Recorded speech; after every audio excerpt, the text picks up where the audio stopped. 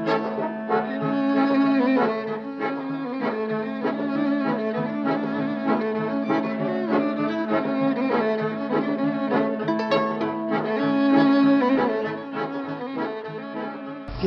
Rifat Çağ'a dediğinde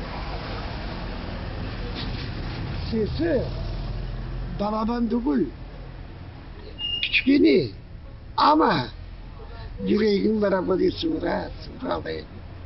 Ondan kemaneciler yok şimdi.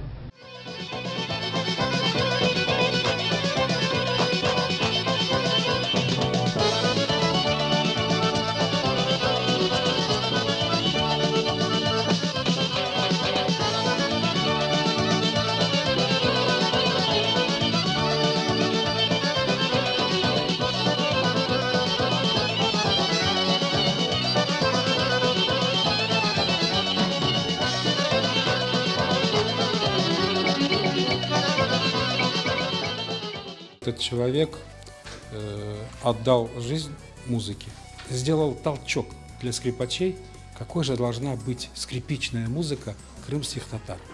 Бар yaxşı, bebette yaxşı kemaneciler var. No onun çalgağına bir başka bir nede turgan, başka bir derede turgan.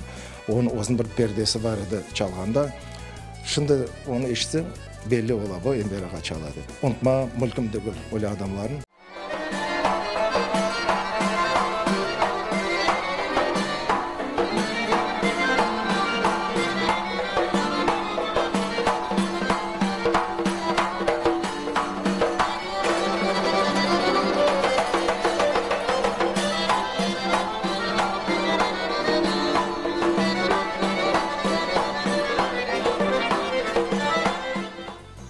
Энвер Шарфетдинов – это вообще глыба музыкального искусства, это легенда нашего национального искусства, который помимо скрипки, дарея, вот самых таких известных в народе музыкальных инструментов, на которых он играл на 18 музыкальных инструментах.